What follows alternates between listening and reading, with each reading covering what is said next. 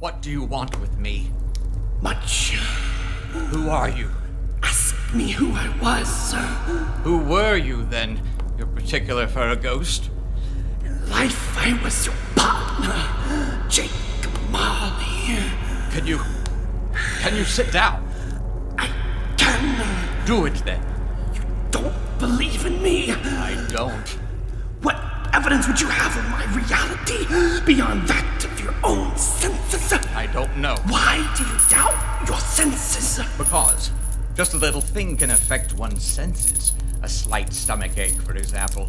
You may be an undigested bit of beef, a blot of mustard, a crumb of cheese, a fragment of an undone potato. There's more of gravy than of grave about you, whatever you are. Silence! Do you mock your own destiny? Mercy! Dreadful apparition, why do you trouble me? Man of worldly mind, do you believe in me or not? I do! I must!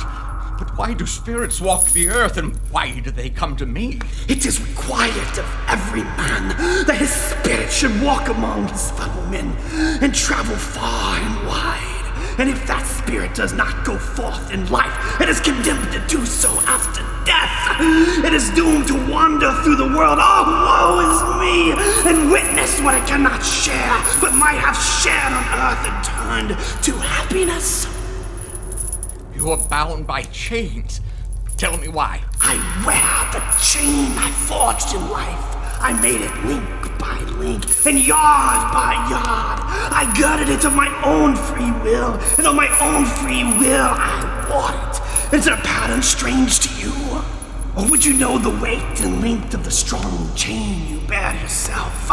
It was as full, as heavy, and as long as this 7 Christmas Eves ago, when I died. You have labored on it since. It is a ponderous chain indeed. Jacob. Old Jacob Marley. Tell me more. Speak comfort to me, Jacob. I have none to give. I cannot rest. I cannot stay. I cannot linger anywhere. My spirit never walked beyond our counting house. Mark me. In life, my spirit never roved beyond the narrow limits of our money-changing hole. And weary journeys lie before me. You must have been very slow about it, Jacob. Slow? 7 years dead and traveling all the time. The whole time. No rest, no peace, exhausted, tortured remorse. You travel fast. On the wings of the wind.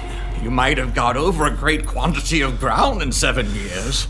Oh, captive bound and double ironed, not to know the ages of incessant labor by immortal creatures, for this earth must pass into eternity before the good of which is susceptible is all developed. Not to know that any Christian spirit, working kindly in its little sphere, whatever it may be, will find its mortal life too short for its vast means of usefulness. Not to know that no space of regret can make amends for one's life's opportunities misused. Yet such was I, oh, such was I. But you were always a good man of business, Jacob. Business! Mankind was my business. The common welfare was my business. Charity, mercy, forbearance, and benevolence were all my business. The dealings of my trade were but a drop of water in the comprehensive ocean of my business. At this time of the rolling year, I suffer most.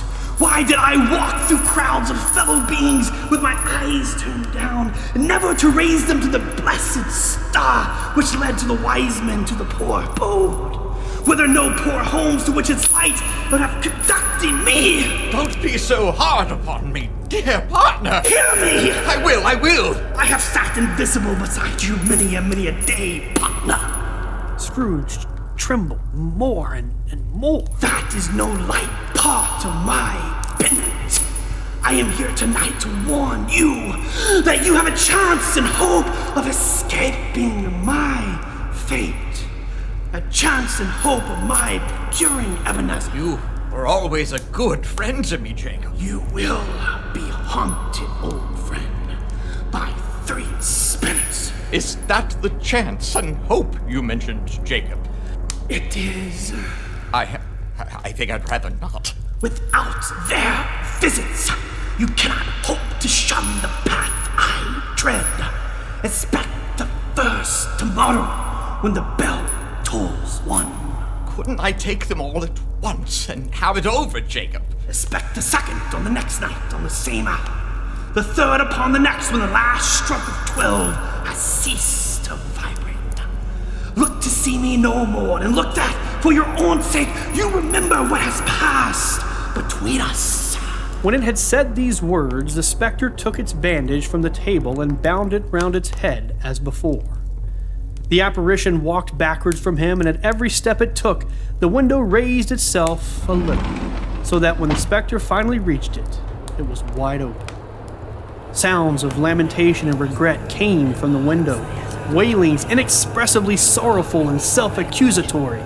The specter, after listening for a moment, joined in the mournful dirge and floated out upon the bleak, dark night.